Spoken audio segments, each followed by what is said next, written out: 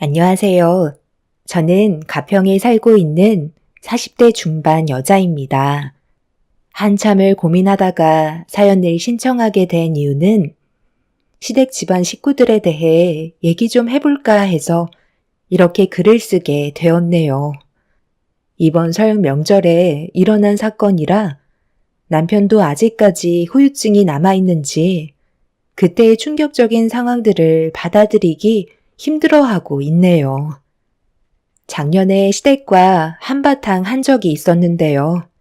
그 이유는 시모와 형님들이 시댁에 들어와서 함께 살길 원하셨지만 저는 그렇게 할 수 없다고 하자 이 문제가 걷잡을 수 없을 정도로 엄청난 파장을 불러일으키게 되었죠.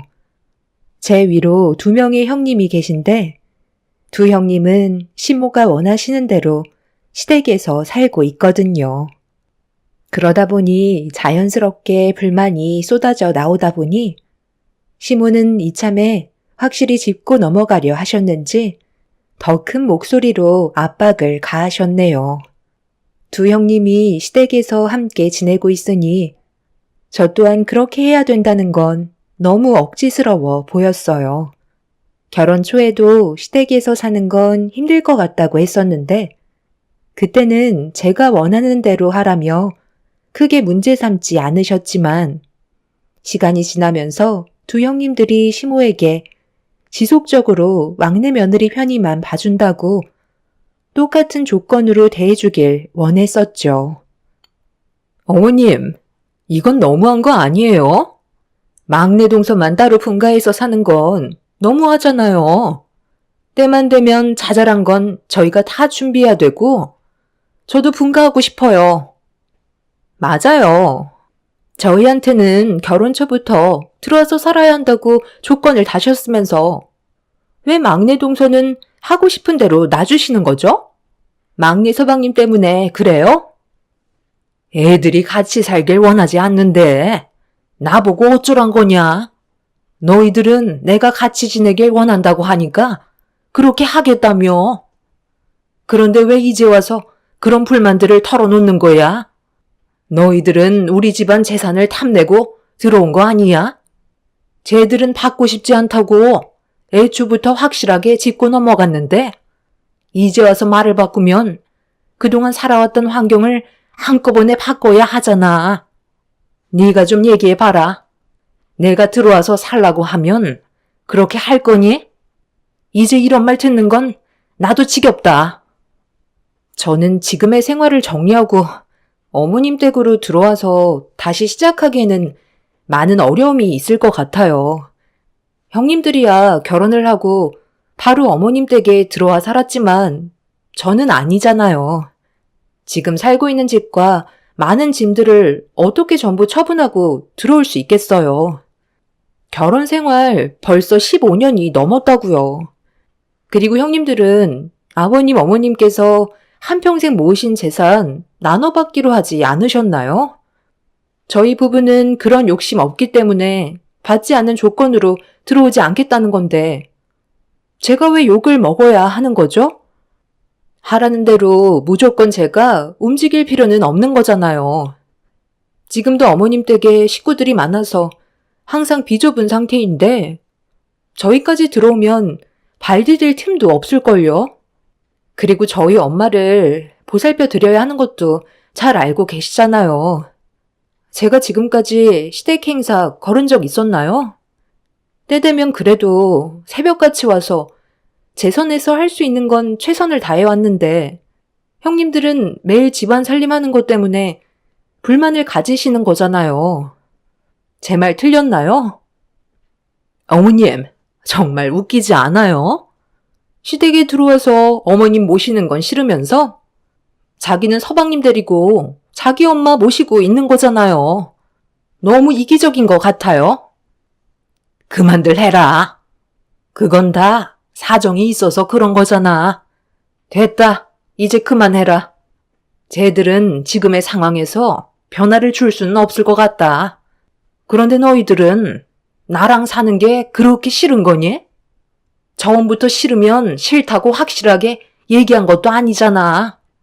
지금도 늦지 않았다. 너희들이 원하면 분가해도 되니까 하고 싶은 대로 해라. 그렇게 되면 저희한테 주실 재산은요? 그럼 그건 막내 동서네와 나눠야 하는 거잖아요. 제가 이 집에 들어와 산 세월이 몇 년인데 그 시간 아까워서라도 버티고 살 거거든요. 막내 동서는 나랑 나중에 따로 얘기 좀 해야 될 것 같네. 아주 혼자 편하게 지내니까 개념을 상실한 것 같아. 어른이 얘기하는데 상당히 예의 없게 말을 받아치네. 동서도 며느리로 들어온 지 꽤 됐다 이거야?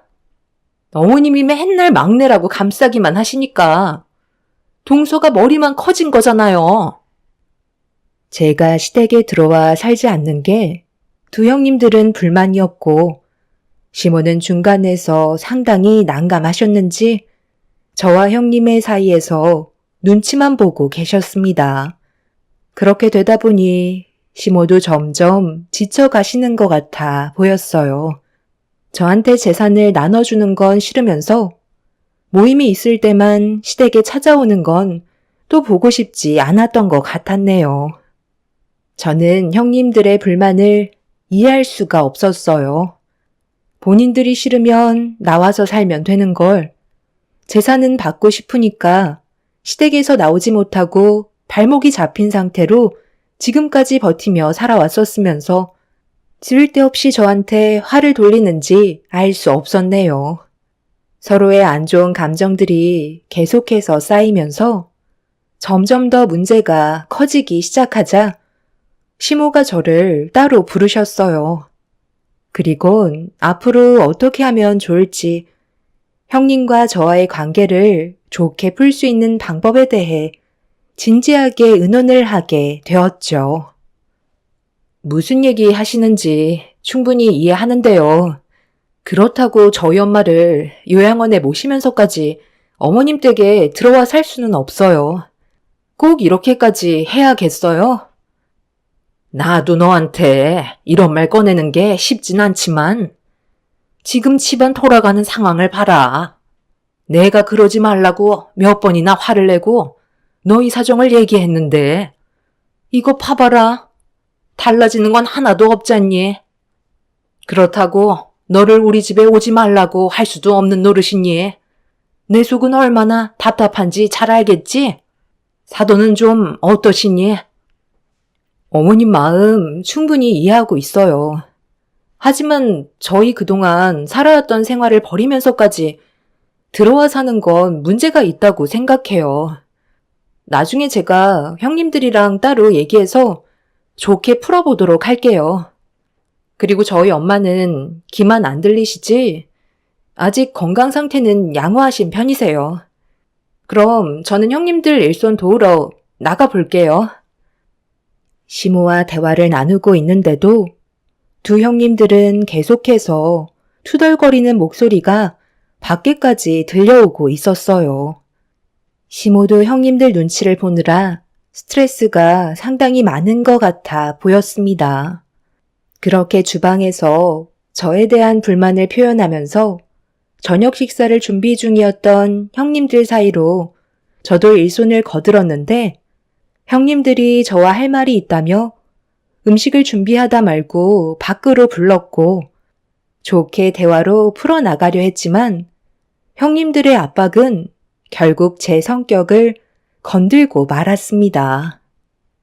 가족은 원래 함께 하는 거 아니야? 15년 동안 분가했으면 된 거지. 언제까지 우리가 동서 편의를 봐줘야 하는 건데?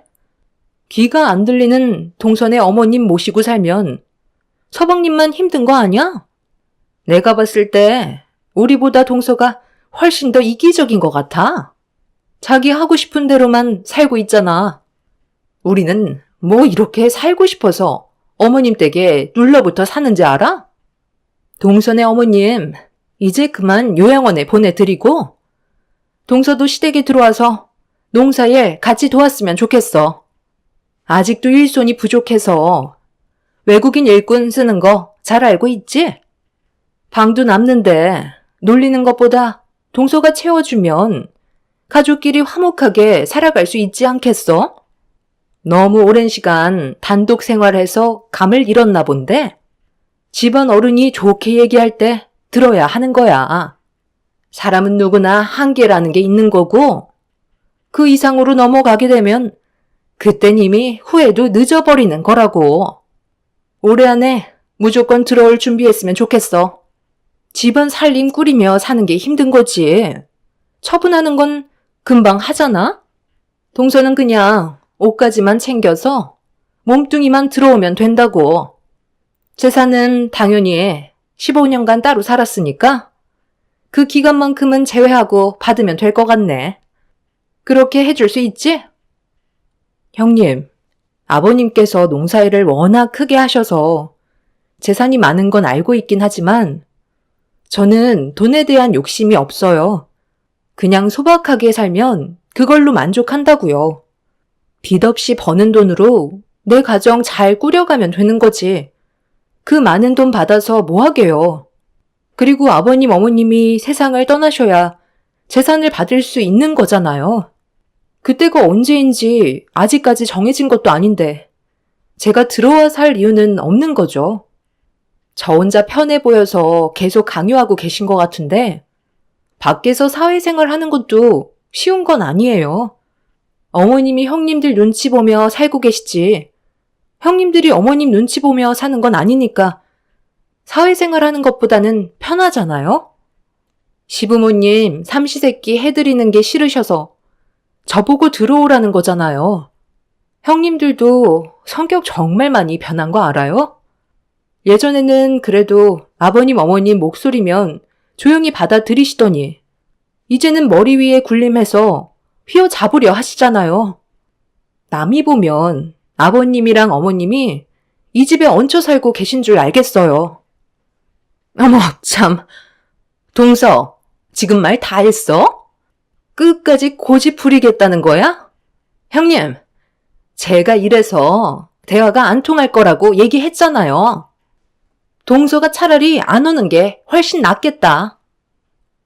둘째 형님은 갑자기 제 어깨를 손으로 밀치기 시작하면서 상황을 악화시켜 나갔어요. 제 어깨를 계속 밀치는 형님의 손을 쳐내자 첫째 형님이 버럭 화를 내면서 둘째 형님한테 대들었다고 같이 저를 밀쳐댔고 결국 저항하려 했던 게 몸싸움으로 번지게 되었네요. 서로 안 좋았던 감정이 그날 폭발하게 되면서 집안은 아수라장이 되었고 새 며느리가 뒹굴며 싸우는 모습을 보게 된 시댁 식구들은 형님들과 저를 떼어내려고 안간힘을 썼네요.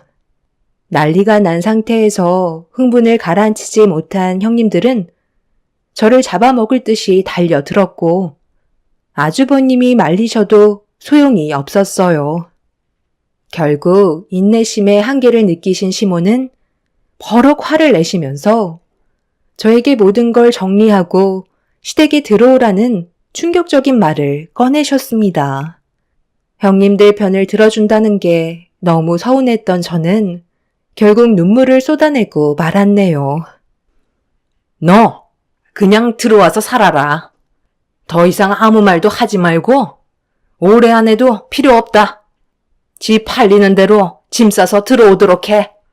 그렇게 할 생각 없으면 차라리 인연 끊고 살던지 둘 중 하나 선택해라. 내가 이 나이 먹어서까지 너희들 머리채 잡고 싸우는 걸 언제까지 봐야만 하는 건데? 막내 며느리 말은 더 이상 듣지 않을 테니까 무조건 정리하고 들어와서 일손 도와라. 너희들한테도 재산 넉넉하게 넘겨줄 테니 남 눈치 보면서 일할 필요 뭐가 있겠어? 엄마, 왜 이 사람한테만 뭐라고 하세요? 형수님들이 문제 있는 거잖아요. 같이 한솥밥 먹은 세월이 아무리 길어도 저희 입장에서도 생각해 주셔야 하는 거 아니에요? 내가 방금 뭐라고 그랬어? 너희들 의견은 더 이상 들을 생각 없다고 했잖아. 내 말을 따르지 않으면 이 관계는 조금도 바뀌지 않을 거다. 그러니 당장 정리하고 들어와라. 차라리 그냥 인연 끊는 게 좋을 것 같네요. 엄마가 형수님들 눈치 보는 건 알고는 있었지만 이건 정말 아니죠. 둘 중 하나 선택하라고 하셨으니까 저는 이 사람이랑 두 번 다시 찾아오지 않을게요. 차라리 그게 가정의 평화를 지킬 수 있는 방법 같네요. 그럼 볼일 끝난 것 같으니 저희는 이만 돌아가 볼게요. 너 하나만 결정하면 모든 게 끝나는 건데 꼭 이렇게까지 고집 부려야 되겠니? 한 집에서 살면 전부 해결되는 문제잖아. 왜 대답이 없는 거야? 모든 걸 다 포기하고 저희 엄마 요양원에 보내드리고 어머님 집에 들어와 살면 뭐가 달라지는데요? 지금도 형님들이 이렇게까지 난리를 치는데 제가 들어와 살면 집안에 평화가 찾아올 것 같아요? 제가 봤을 때 지금보다 더 심각한 상태로 흘러갈 것 같은데요? 형님들은 저를 부려먹고 싶은 생각으로 머릿속에 꽉 차 있을 뿐이라고요. 형님들이 하는 일들이 많고 어머님이 도움을 많이 받으시니까 눈치를 보시는 건 당연하시겠지만 그래도 이건 아닌 것 같네요. 한 번은 오게 될 문제였고 결국 저희 부부는 시댁과의 인연을 끊어내고 말았습니다. 다시는 시댁에 가지 않겠다고 결심하게 되면서 더 이상의 분란은 일어나지 않았어요. 그렇게 시모와 형님들한테도 연락은 오지 않았지만 안 좋았던 상황들이 한동안 저를 괴롭게 만들었네요. 말로는 인연을 끊겠다고 했지만 살다 보면 그렇게 안 되는 걸 알기 때문에 앞으로 어떻게 살아가야 할지 많은 고민에 빠지게 되었죠. 저희가 안색이 좋지 않자 엄마는 금세 눈치를 채셨는지 무슨 일 있었냐며 물어보셨고 엄마한테까지 걱정 끼쳐 드리고 싶지 않아 피곤해서 그런 거라고 대충 둘러댄 뒤에 방으로 들어가 쉬었습니다. 너무 서러웠던 기억들이 자꾸만 떠올라 제 눈시울을 붉혔고 시간이 지나면 언젠가 좋게 해결할 수 있는 방법을 찾을 수 있을 거라 생각하며 이겨낼 수밖에 없었어요. 그렇게 한참 동안 서로의 연락을 끊은 채 살아가고 있었는데 어느 날 시모가 저희 집에 찾아오셨어요. 저는 무슨 이유 때문인지 대충 알 수 있었죠. 잘 지내고 있었니? 그때는 서로의 감정이 너무 격해지는 바람에 나도 흥분을 가라앉히지 못해 막내 며느리 너한테 말을 함부로 했던 것 같다. 그 점에 대해서는 내가 미안하게 생각한다. 왜 왔는지 대충 짐작은 갔지? 곧 설 명절이 다가오는데 그 전에 풀 건 풀어야 하지 않겠니? 말로는 인연을 끊어내겠다곤 했지만 그게 쉬운 게 아니라는 건 너도 잘 알잖아. 다들 그때는 너무 흥분했었다고 미안해하고 있다. 그러니 다시 돌아와서 잘 풀어보도록 하자. 너 가고 나서 내가 한참 동안 첫째랑 둘째 며느리한테 엄청 뭐라고 그랬어. 그리고 계속 이런 식으로 하면 재산이고 뭐고 국물도 없을 줄 알라고 하니까 그제서야 입 꾹 닫고 잘못을 인정하더라. 마지막으로 한 번만 더 이런 일이 생긴다면 걔들도 내 집에서 싹 다 쳐낼 생각이니까 너도 서운했던 건 싹 다 잊고 좋은 방향 쪽으로 해결을 보도록 하자. 시애미 부탁 들어줄 수 있는 거지? 오래간만에 너희 집에 왔는데 사돈이랑 대화 좀 하다 가야 되겠다. 사돈, 잘 지내고 계셨어요?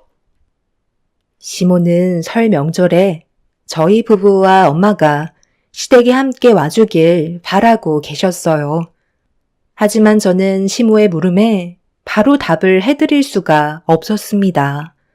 아직 퇴근하지 않은 남편과 진지하게 대화를 해본 뒤에 답을 드리겠다며 최대한 신중하게 결정하려고 했네요. 그만큼 두 형님들이 가지고 있는 생각을 제가 알지 못하기 때문에 모든 게 조심스러웠어요. 시모는 저에게 종이 한 장을 건네받아 저희 엄마와 대화를 주고받으셨고, 엄마는 저를 잘 좀 부탁한다는 말을 반복하셨습니다. 귀는 들리지 않으시지만 어떤 분위기였는지는 대충 알고 계신 듯 보였어요. 아빠가 몇 년 전에 암으로 세상을 떠나시기 전에는 항상 옆에서 엄마를 돌봐주시고 두 분이 의지하며 잘 지내셨는데, 세상을 떠나시고 나서 홀로 되신 엄마가 충격을 많이 받으셨고 생활에 적응을 못하셔서 여동생과 상의 끝에 번갈아가며 엄마를 모시기로 결정을 한 상태였어요. 남편이 저희 엄마가 어느 정도의 안정을 찾으실 때까지 함께 지내는 게 좋을 것 같다고 해서 먼저 저희가 모시기로 결정하게 된 거였죠. 불과 엄마를 모신 지 1년도 채 되지 않았었어요. 그런데 시댁에선 그런 꼴도 용납을 하지 않았던 거였죠. 그렇게 잠깐 동안 시모는 저희 엄마와 대화를 주고받다 보니 어느새 남편이 퇴근해서 집에 들어왔고 엄마와 대화를 나누고 계신 시모를 보자마자 얼굴이 굳어져 낮게 깔린 목소리로 기분이 좋지 않다는 걸 표현하고 있었습니다. 저는 남편한테 다가가 시모와 나눴던 대화에 대해 대충 알려주었고, 시모는 좋은 쪽으로 해결하는 게 좋지 않겠냐며 안 좋았던 일들에 대해서는 사과를 하셨습니다. 남편도 어느 정도의 시간이 지나서 그런지 침착함을 유지한 채 한참 동안 시모와 대화를 주고받았지만, 문제는 형님들이 어떤 생각을 가지고 있을지 그걸 제일 걱정하고 있었어요. 시모는 안 좋은 일이 또다시 생긴다면 그땐 전부 다 내쫓을 거라고 확답을 주셨습니다. 형님들도 좋게 풀고 싶어 한다며 저희가 설 명절날 왔으면 한다고 저희 부부를 계속 설득하셨네요.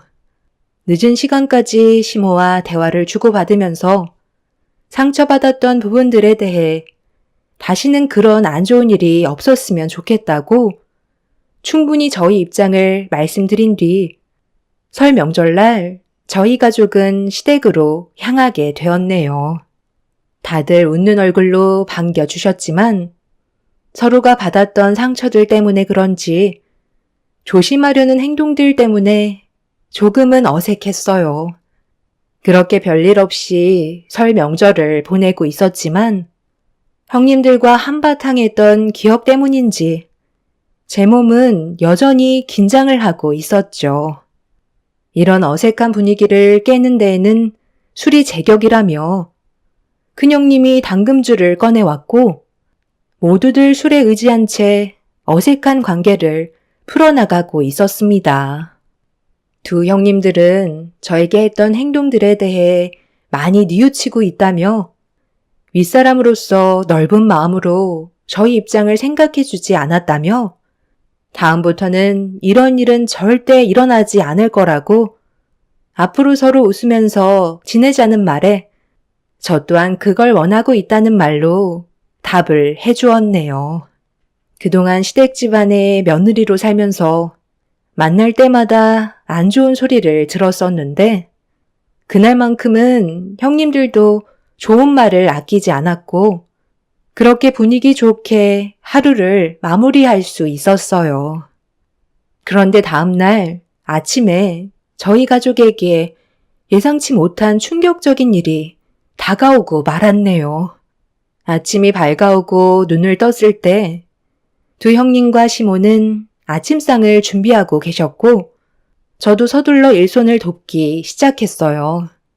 그런데 엄마가 보이지 않아서 시모에게 여쭤보니 잘 모르겠다며 동네 한 바퀴 돌고 계신 거 아니냐고 크게 신경 쓰지 않길래 시모의 말대로 아침 공기 쐬러 잠깐 집 앞에 나가 계신 줄 알았습니다. 창밖을 쳐다보니 엄마가 안 보이시길래 형님들에게 양해를 구하고 엄마를 찾으러 나갔어요. 귀가 안 들리시기 때문에 멀리 가는 건 위험해질 수 있는 상황이었죠. 그런데 집 주변을 아무리 돌아봐도 엄마가 보이지 않더라고요. 전화를 해봤지만 역시나 받지 않으셔서 저는 점점 불안해지고 있었죠. 결국 다시 집으로 돌아와 남편한테도 도움을 요청했고 그렇게 동네 한 바퀴 돌며 엄마를 찾고 있는데 남편이 저를 급하게 부르며 빨리 구급차를 부르라고 도움을 요청했어요. 저는 남편이 있는 곳으로 달려가 무슨 상황인지 확인을 하는 순간 너무 충격적인 모습에 비명을 지르고 말았습니다. 엄마가 농수로에 빠져서 의식을 잃어버린 상태셨어요.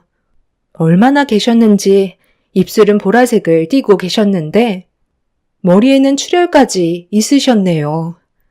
제가 너무 놀라 아무것도 못하자 남편이 정신 차리라며 소리를 질렀고 그제서야 떨리는 손으로 119에 전화를 걸어 도움을 요청했습니다.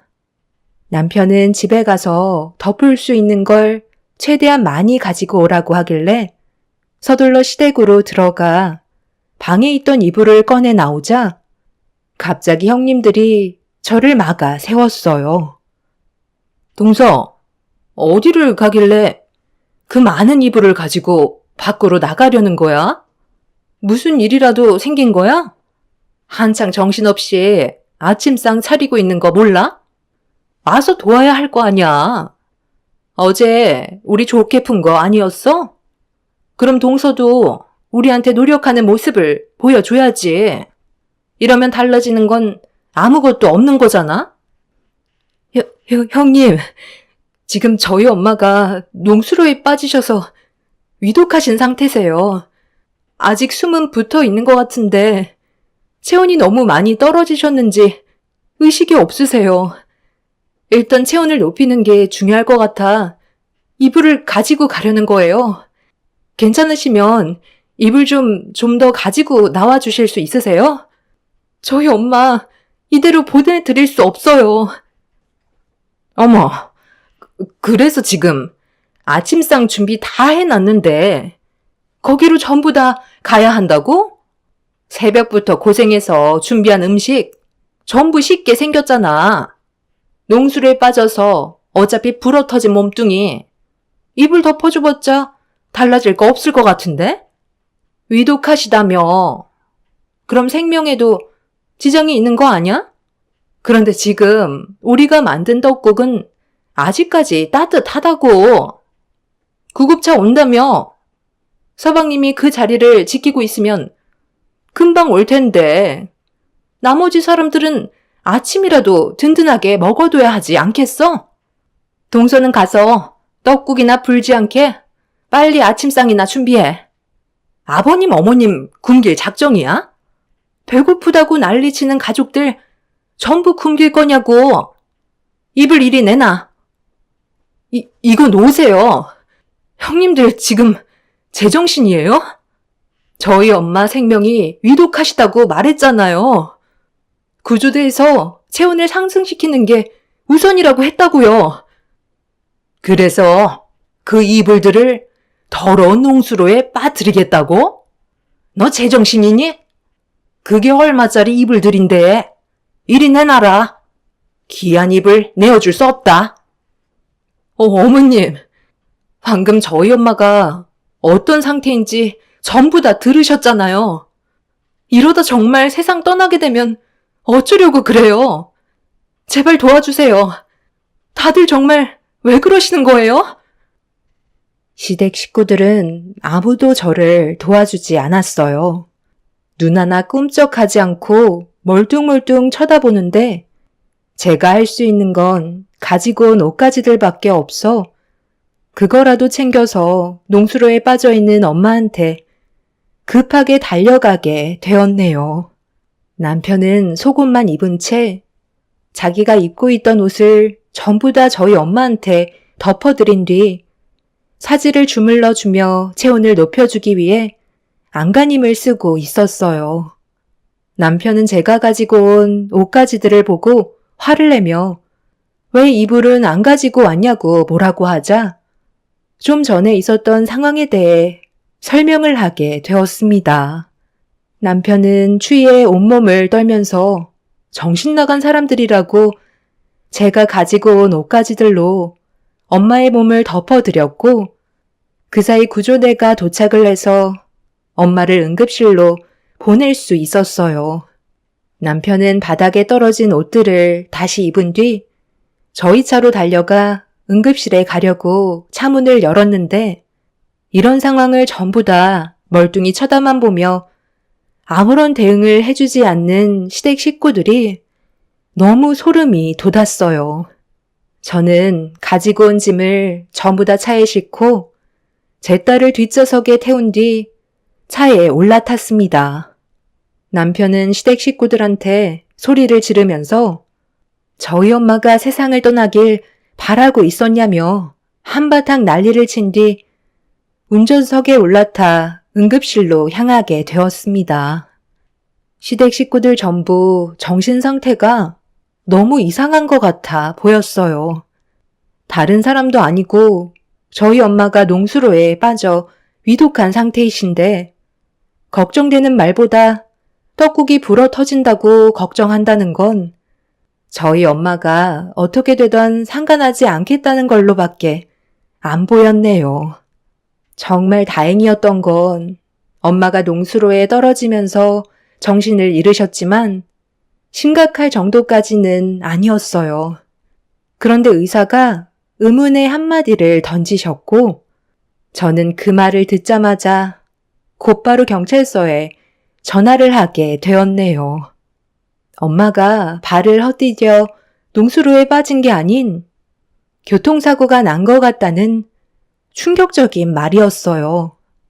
제가 자고 있는 사이에 어떤 일이 벌어졌는지 모르는 상황이라 너무 답답했었고 조사를 나온 경찰분들께 어떤 사고였는지 설명을 드린 다음 뺑소니범을 찾아달라고 간절히 부탁했습니다. 경찰분들은 수사를 위해 시댁으로 향하는 사이 남편과 저는 엄마가 깨어나길 간절히 바라고 있었습니다. 엄마가 모든 사실을 알고 있을 것만 같았어요. 그렇게 어느 정도 시간이 지나고 엄마가 정신을 차리셨는지 천천히 손가락을 움직이시는 모습을 확인할 수 있었네요. 남편과 저는 깨어난 엄마를 보며 흥분해선 어떻게 된 거냐고 수화로 급하게 여쭤보자 엄마는 팔을 들어 수화를 하기 힘드셨는지 종이와 펜을 요구하셨어요. 저는 급하게 건네드렸고 엄마는 힘겹게 무언가를 작성하신 뒤 남편한테 건네주셨습니다. 남편은 엄마가 작성하신 편지의 내용을 확인하자마자 손을 덜덜 떨면서 분노를 삭히지 못한 채 시댁으로 가야겠다며 저에게 편지의 내용을 보여주었고 엄마가 작성한 내용을 보자마자 경악을 하고 말았네요.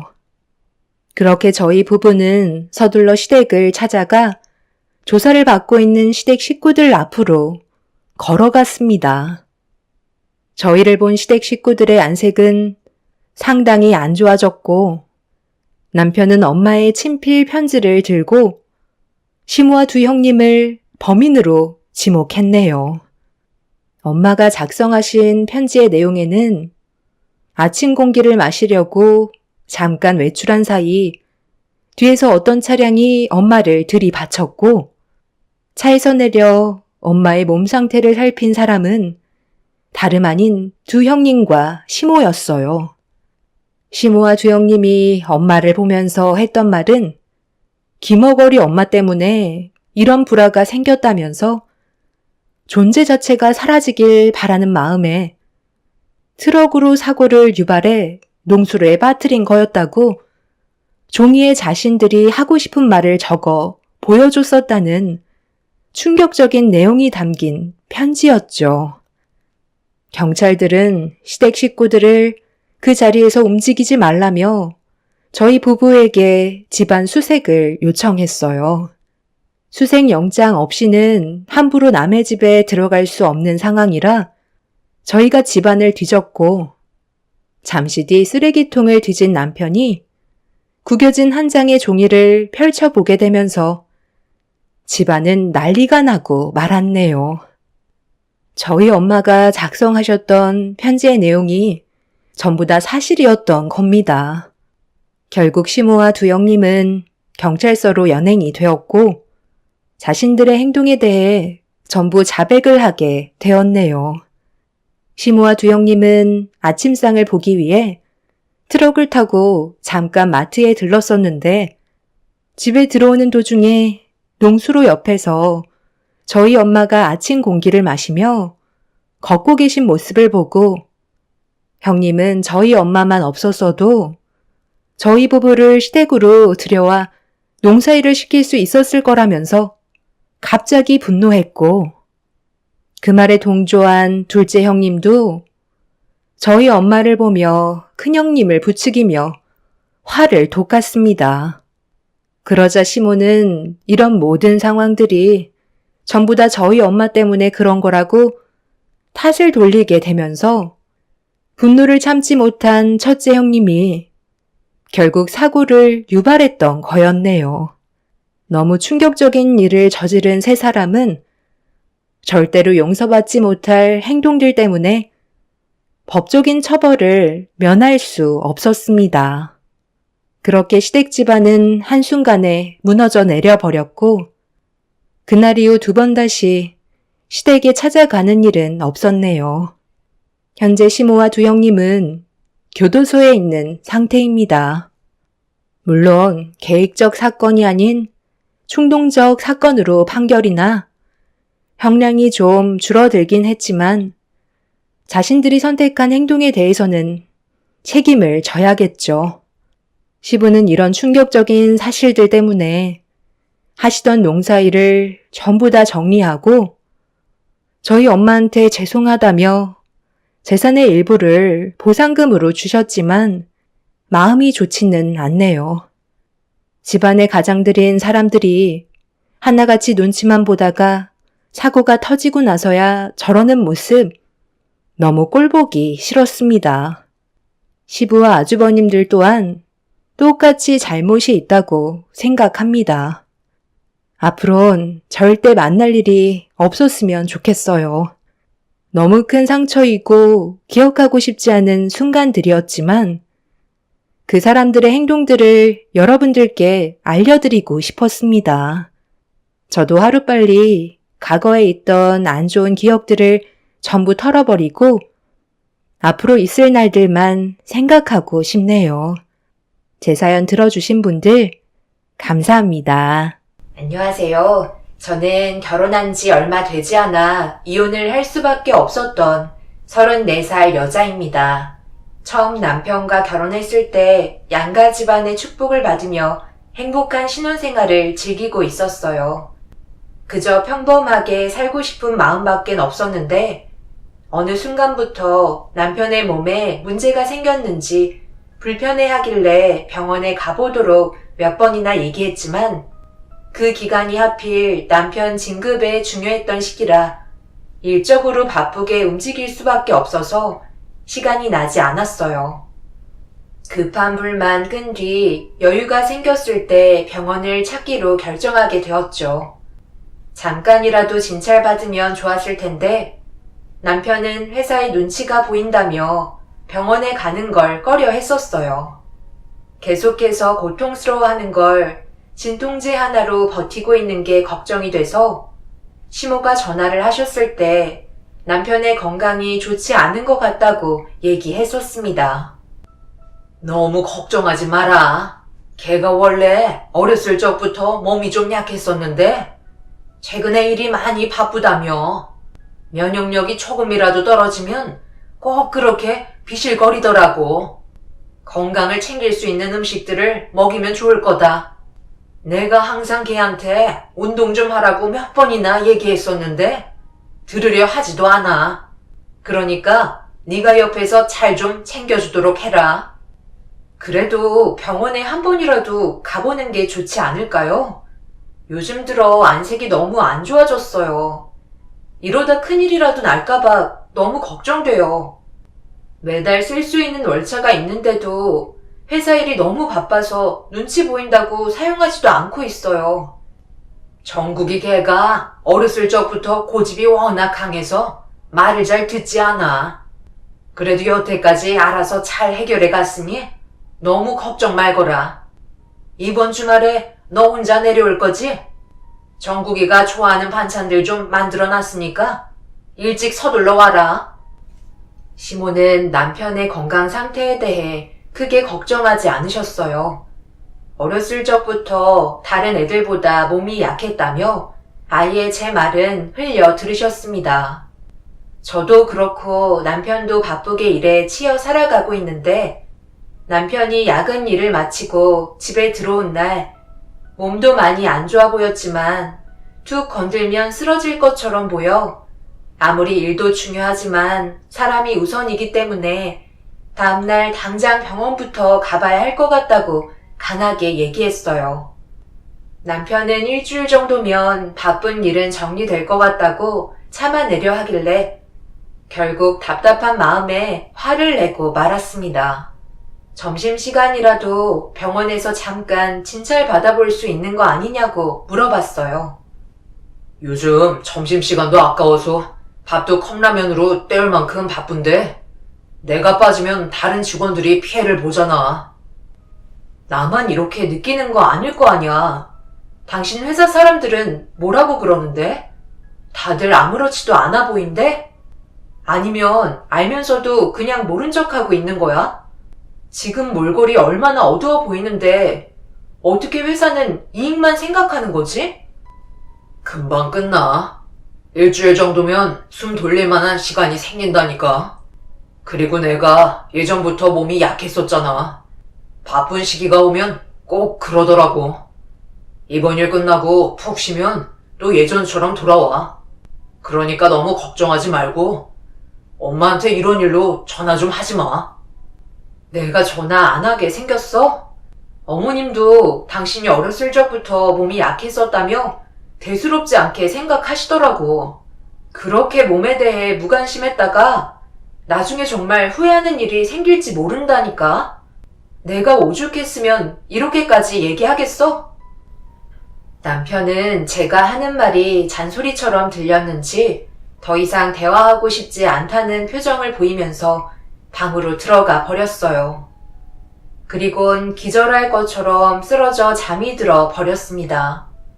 씻을 힘도 없으면서 일주일의 시간을 어떻게 버티려고 하는 건지 앞이 막막해 보였어요. 그런데 다음날 매일 불안에 떨며 걱정했던 일이 눈앞에 펼쳐지게 되었고 떨리는 손을 부여잡으며 곧바로 119에 도움을 요청하게 되었네요. 남편이 회사에 출근할 시간이면 아무리 몸이 힘들어도 칼같이 일어났었는데 그날은 옆에서 불러도 깊은 잠에 빠져 있길래 조심스럽게 흔들어 깨웠는데 미동조차 하지 않고 움직이지 않길래 뭔가 느낌이 이상해서 몇 번이나 남편을 불렀지만 이미 쓰러져 버린 상태였습니다. 그렇게 응급실에 실려간 남편이 처음으로 정밀 검사를 받게 된 결과 의사의 충격적인 진단 결과에 경악을 하게 되었고 생각지도 못한 병명이라 아무 말도 할 수가 없었어요. 의사에게 몇 번이고 재차 되물으며 남편의 병명에 대해 부정하려 했지만 제 귀에 들어온 건 똑같은 대답뿐이었습니다. 그리고 이 소식을 듣곤 급하게 달려오신 시모는 수술 준비를 해야 되는 남편의 모습을 보고 그 자리에 주저앉아 오열하고 마셨네요. 남편에게는 시간이 많지 않았기 때문에 곧바로 수술실로 들어가게 되었고 시모는 저에게 정확하게 어떤 일이 벌어지고 있는지 물어보셨어요. 제일 먼저 확인되는 게 복마감이라고 얘기하는데 문제는 복부에서 시작되는 암보다 다른 곳에서 암이 시작되어 복막으로 전이가 되는 사례가 더 많다고 오랜 기간 암투병 생활을 해야 할지도 모른다고 얘기하셨어요. 심하면 말기까지도 봐야 한다고 하는데 그렇게 된다면 앞으로 살아갈 수 있는 시간이 많지 않다고 하네요. 어머님, 이제 저 사람 어떡해요? 일단 급한 불부터 꺼야 한다고 급하게 수술실에 들어가긴 했지만 꽤 오랜 시간 진통제로 병을 키워온 상태라 힘들 것 같다고 얘기했어요.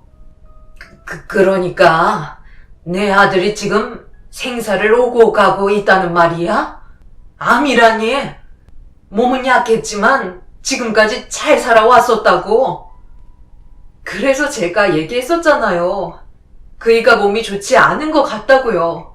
어머님도 제 말을 들으려 하지 않으셔서 그동안 얼마나 답답했는지 알아요?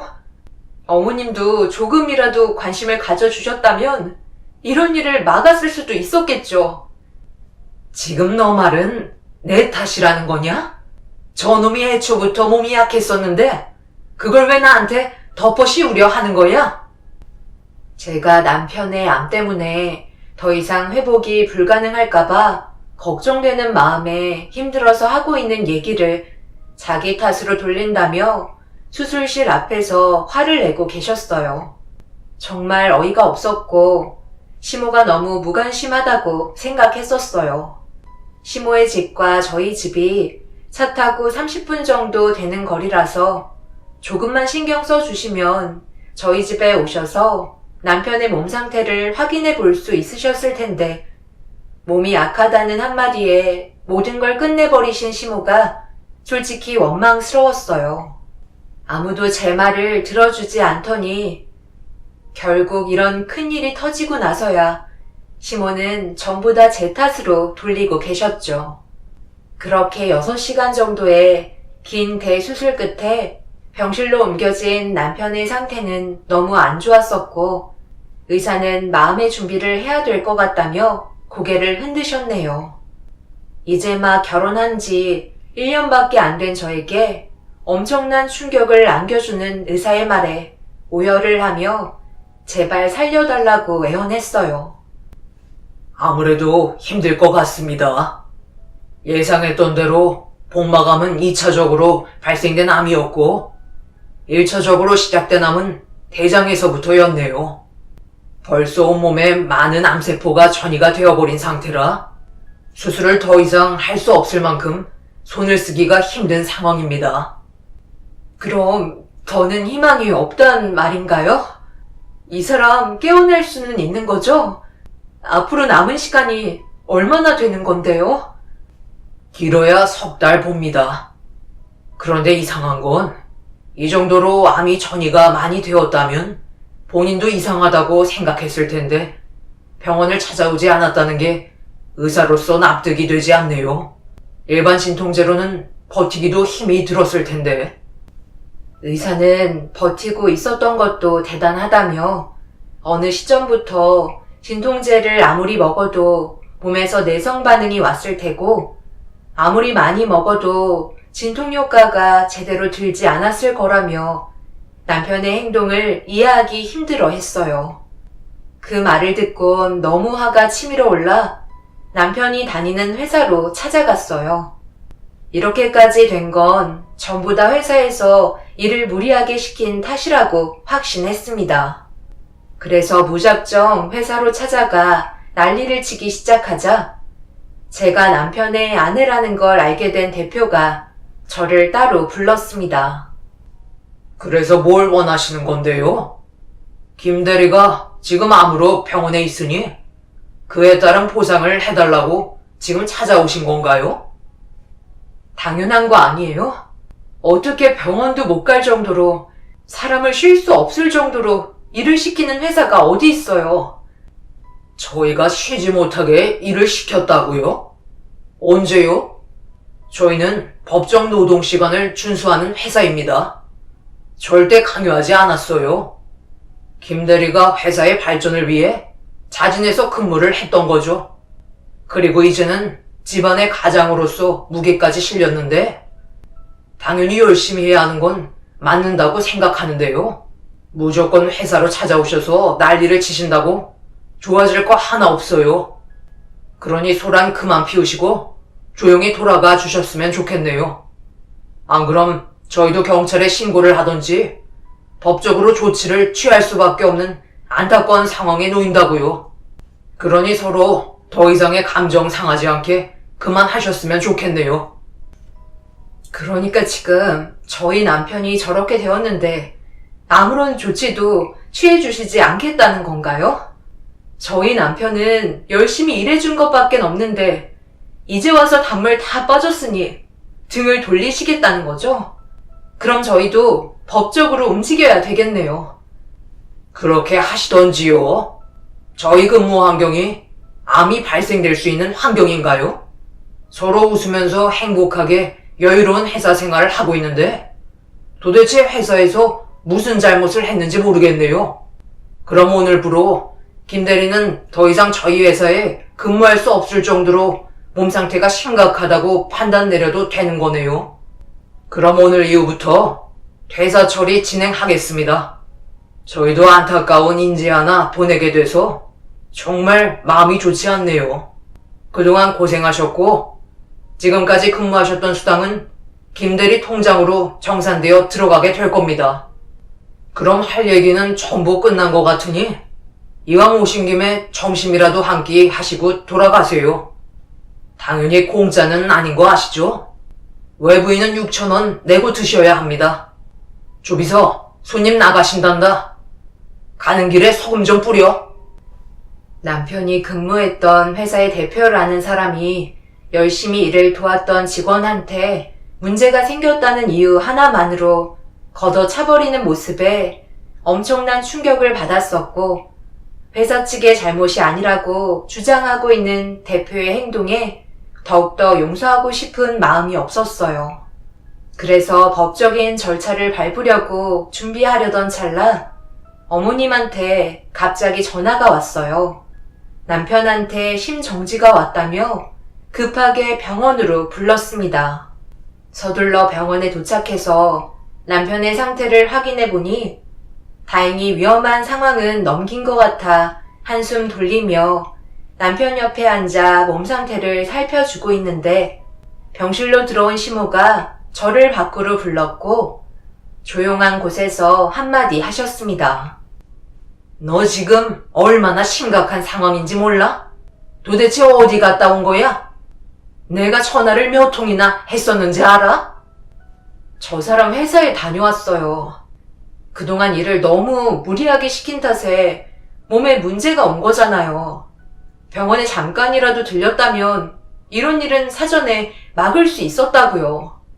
어머님은 저 사람이 이용만 당했는데 아무렇지도 않으세요? 그동안 부당한 대우를 받으면서 노동 착취를 당했으니 당연히 그에 따른 보상을 받아야죠. 어머님 아들이 뼈 빠지게 일만 하다가 저렇게 된 거라고요. 그래서 네가 내 아들이 다니던 회사에서 난리치고 뭘 해왔는데 돈이라도 두둑하게 받아라도 온 거니? 내가 봤을 때 아무것도 건지지 못한 채 빈손으로 돌아온 것 같은데 지금 시애미한테 큰소리 치는 거야? 너는 뭐가 중요한지 몰라? 회사에 찾아가는 것보다 내 아들 옆자리를 지켜주는 게 우선 아니겠어? 이대로 못 깨어나면 네가 책임질 거야. 내가 너를 며느리로 받아주는 게 화근이었다. 우리 집안을 망하게 한 게 전부 다 너 탓이야.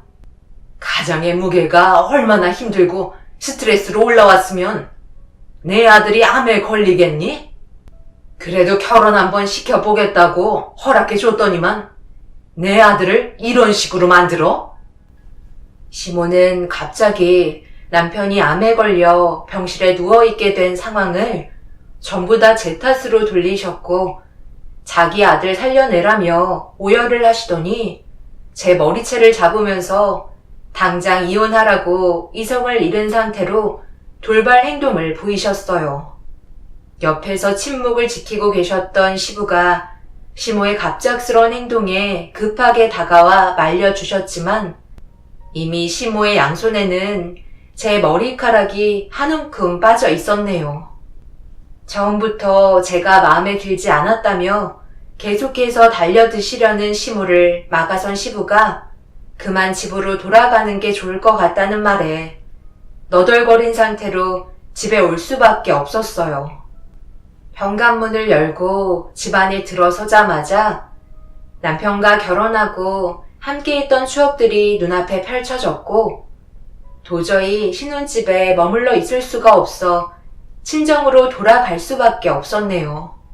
너무 정신이 없었던 터라 부모님께 이 사실을 친정에 도착하고 나서 설명을 드리게 되었고 부모님은 사이가 앞으로 길어야 3달 정도의 시간밖에 없다는 말을 듣게 된 순간 얼굴빛이 하얗게 변하셨어요. 엄마는 병원에 가봐야 하는 거 아니냐고 서둘러 짐을 챙기시길래 시부모님의 상황을 얘기한 뒤에 다음날 함께 병원을 방문하기로 했어요. 아내인 제가 시모 때문에 남편 옆에 있을 수 없다는 현실이 너무 답답했어요. 하지만 더 큰 불화를 막기 위해 일단 한 걸음 물러난 거였고 하루가 지나고 시모가 어느 정도 안정을 되찾으셨을 거라 생각해 저희 가족 모두 남편의 상태를 확인하기 위해 병원으로 향했습니다. 그렇게 병실 문을 열자 남편이 정신을 차렸는지 눈을 뜬 상태로 저희를 바라보고 있었어요. 기력이 많이 떨어졌는지 말을 제대로 하지 못했고 눈빛으로 서로의 안부를 확인하고 있었습니다. 그 모습을 보게 되니 눈에서 눈물이 멈추지 않더라고요. 그런데 저희 가족이 남편을 살피고 있던 그때 시모가 병실로 들어왔고 저희 가족을 보자마자 인상을 쓰시면서 화를 내기 시작하셨어요. 예, 너는 내가 여기에 팔도 들이지 말라고 분명히 얘기했는데 시애미 말이 말 같지 않니? 사돈, 불난집 불구경하러 오셨어요? 사부인 심정 저희도 다 알고 있으니까 진정 좀 하세요. 저희가 그런 마음으로 여기 왔겠어요? 사위의 몸이 안 좋다는데 당연히 와봐야죠. 제 딸이 전날에 얼마나 많은 눈물을 흘렸는데요. 저도 지금 가슴이 찢어질 것처럼 괴롭습니다. 언제부터 내 아들 챙겼다고 그런 말을 하시는 거예요? 결혼한 지 이제 1년밖에 안 됐는데 그런 감정이 솟아나나요? 내 아들이 가진 재산 때문에 찾아온 거 아니에요? 결혼하고 배우자가 됐으니 아들 재산 며느리한테 전부 다 넘어가게 되니까 내 아들 몸 상태가 어떤지 확인차 온 거잖아요. 당신들 속셈 누가 모를 줄 알아? 나는 절대 그렇게 되는 걸 못 보니까 지금 당장 내 아들과 이혼 절차 바꿔라. 병수발 틀어주는 척 하면서 결국 원하는 건 돈이 목적 아니겠어? 내 말이 틀려? 어머님, 지금 저희 부모님 앞에서 무슨 말을 그렇게 하세요? 걱정돼서 찾아오신 분들한테 그런 막말을 하시면 속이 편하세요? 지금 이런 심각한 상황에 어머님은 돈 생각부터 하시는 거예요? 제발 그런 쓸데없는 생각 좀 하지 마세요. 시모는 저희 가족을 강제로 밀쳐내며 병실 밖으로 쫓아냈어요. 대화 자체가 통하지 않았고 말을 제대로 하지 못하는 남편은 이런 상황을 멀뚱히 쳐다만 보면서 슬퍼하는 눈빛을 저에게 보내고 있었습니다. 결국 그냥 이대로는 넘어갈 수 없을 것 같아 저도 시모를 강하게 밀치기 시작했고 처음으로 시모에게 화를 내며 분노하는 모습을 보여주고 말았어요. 갑자기 돌변해버린 제 모습을 보게 된 시모는 당황했는지 잠깐 주춤하셨다가 머리채를 잡기 위해 달려들으셨고 병실은 순식간에 아수라장이 되어버리고 말았습니다. 왜 이런 안 좋은 상황을 계속해서 만들어 가시는지 이해를 할 수가 없었어요. 그런데 뒤늦게 병원에 도착하신 시부가 난리난 광경을 목격하시고 화가 머리끝까지 올라오셨는지 시모에게 언성을 높이며 중재를 하시면서 그제서야 시모는 이성을 되찾은 듯 병실로 들어가신 뒤에 문을 강하게 닫으셨네요. 시부는 저희 가족에게 고개를 숙이면서 시모의 태도에 대한 용서를 구하셨어요. 어쩔 수 없이 그날도 그냥 집으로 돌아올 수밖에 없었네요. 부모님께서도 시모의 태도에 많은 실망을 하셨는지 이왕 이렇게 된 거 서둘러 이혼 처리를 하는 게 좋을 것 같다며 화를 가라앉히지 못하셨어요. 남편에게 주어진 시간은 얼마 남지 않았는데 시간은 계속해서 흘러가니 답답할 뿐이었고 어떻게 해서든지 시모와의 관계를 풀어나가는 게 좋을 것 같아 다음날 아침에 다시 병원으로 찾아갔어요. 그리고 남편의 몸을 살펴주고 있는 시모에게 대화를 요청하게 되었습니다. 제가 남편의 곁에 머물 수 있는 방법을 찾아야만 했어요. 너는 회사 출근 안 하니? 이 시간에 왜 또 찾아온 거야? 아침부터 머리채 잡히고 싶은 거야? 내 아들 얼굴 볼 생각하지 말거라. 어머님, 도대체 왜 이렇게까지 하시는 거예요? 제가 옆에서 도와드려야 어머님이 덜 힘드실 거 아니에요. 제발 마음 좀 풀어주세요. 네가 도대체 내 아들이랑 결혼해서 한 게 뭐야? 옆에서 애가 시름시름 거리는데 그걸 방치하고 있었으면서 이제 와서 마누라 행세하려는 거 누가 봐도 내 아들 재산 때문에 어떻게 해서든지 옆에 붙어 있으려는 거잖아. 어머님, 저 이 사람이랑 결혼한 배우자예요. 평생 함께하기로 약속했고 결혼 생활하는 기간 동안 최선을 다했다고요. 지금도 아내로서 남편 옆을 지켜주고 싶은 건데 그게 잘못됐다는 거예요? 저번에도 얘기했지만 돈 때문이 아니라고 설명드렸잖아요. 네가 그렇게 내 아들을 위하고 아직까지 사랑하고 있다면 이혼해라. 그리고 옆에서 평간을 해주면 되잖아. 왜? 그건 싫으니? 막상 그냥 굴러 들어오게 될 돈을 받을 수 없을 것 같으니까 망설여지는 거야? 너는 평생 내 아들 얼굴 못 볼 줄 알아.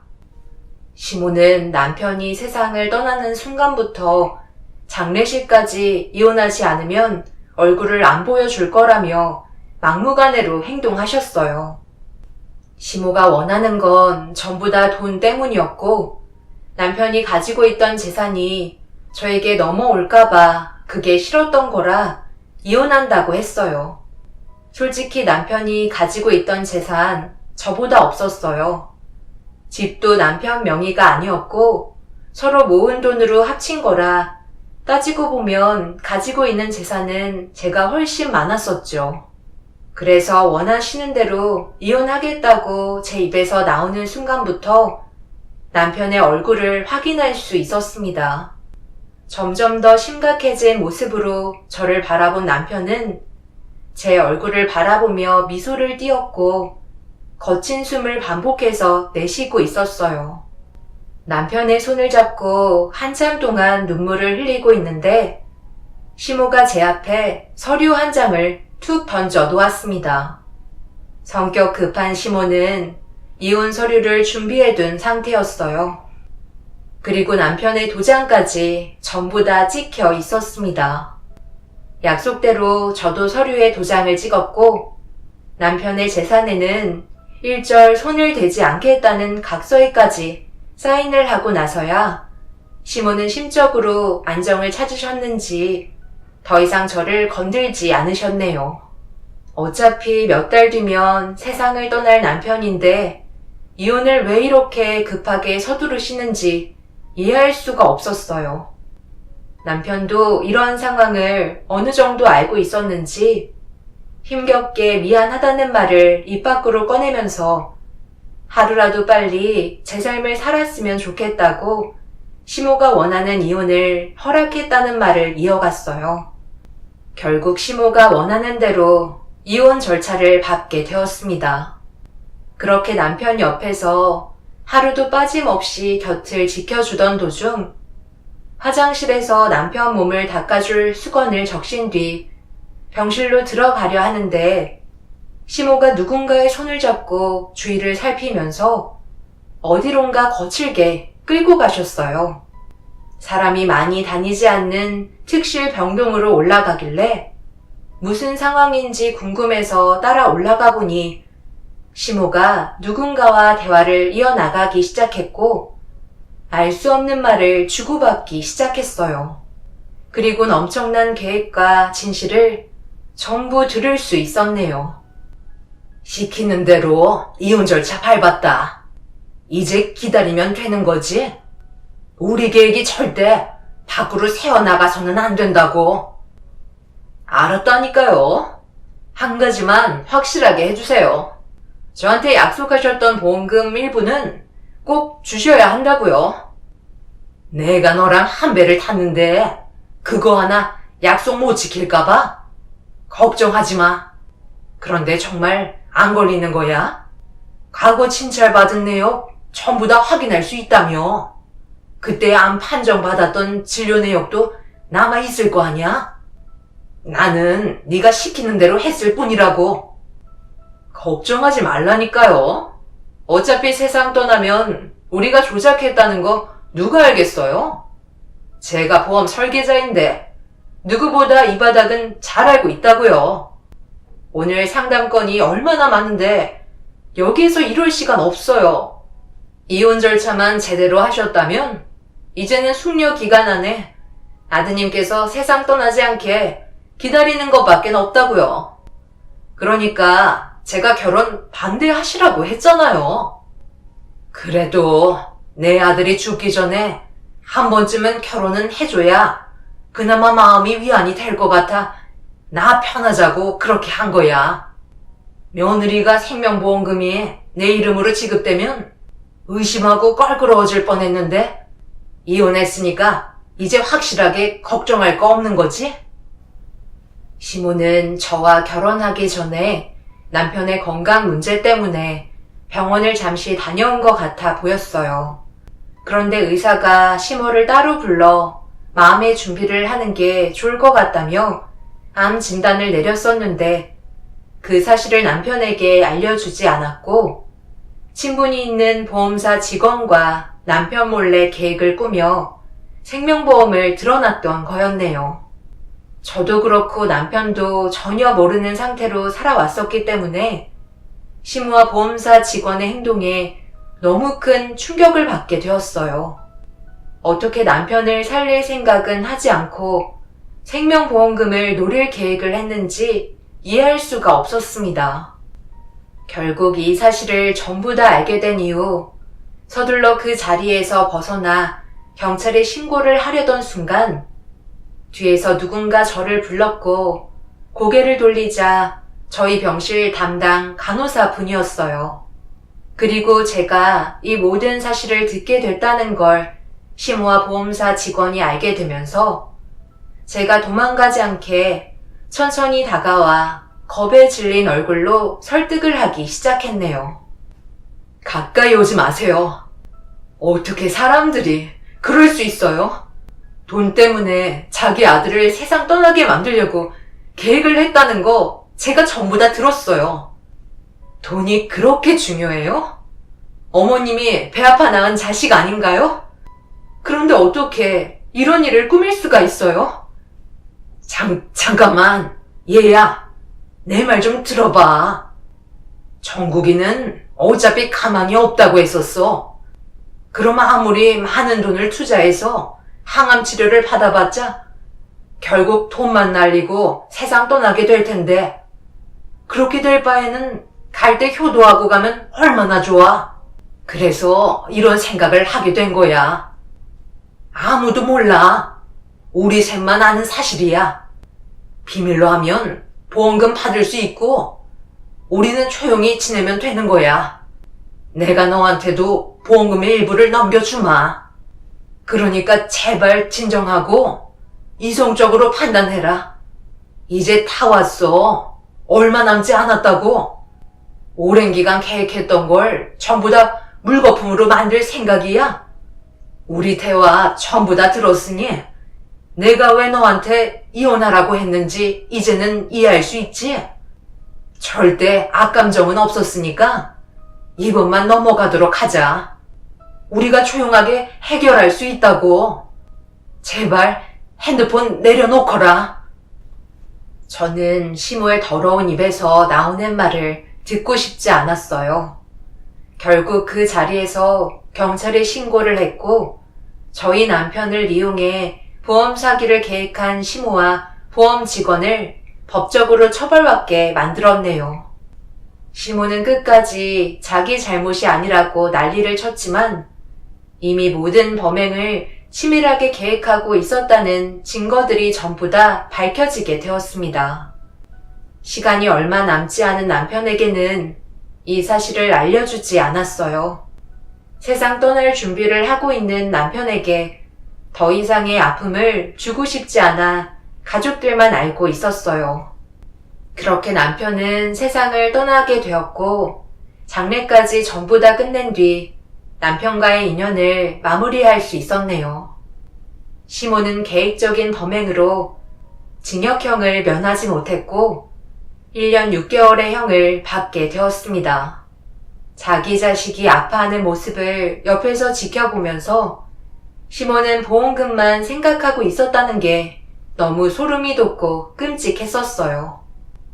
모든 사실을 전부 다 숨기고 저와 결혼하는 걸 지켜보면서 조금이나마 미안한 마음을 떨쳐내려고 세상 떠나기 전에 저와의 결혼을 허락했다는 것도 충격을 받았습니다. 분명 좋은 사람도 많겠지만 세상에는 악한 사람도 많다는 걸 이번 일을 통해서 뼈저리게 알 수 있었네요. 제발 그곳에서는 시모가 자신의 잘못을 뉘우치고 나왔으면 좋겠습니다. 구치소에 들어가기 전에 저에게 했던 말이 생각이 나네요. 1년 6개월이 지나고 구치소에서 나오는 순간 저를 찾아내서 용서하지 않겠다는 말을 하셨습니다. 세상 떠난 남편이 불쌍하기만 하네요. 제 사연 들어주신 분들, 오늘 하루도 힘내시고 언제나 가족분들과 화목한 시간 보내시길 바랍니다. 감사합니다. 안녕하세요. 저는 광명에 살고 있는 35살 여자입니다. 얼마 전에 시모의 충격적인 행동들 때문에 돌이킬 수 없는 결과를 가져오게 되면서 집안 전체가 통곡 현장이 되어버렸는데요. 이 상황을 어떻게 받아들여야 할지 몰라 많은 고민에 빠져 있는 중입니다. 남편과 결혼 생활을 하면서 제일 큰 고민이었던 건 저를 좋게 받아들여 주시지 않았던 시모 때문에 시작부터 삐걱거리기 시작했었어요. 가진 게 없다는 게 제일 큰 단점으로 생각하셨습니다.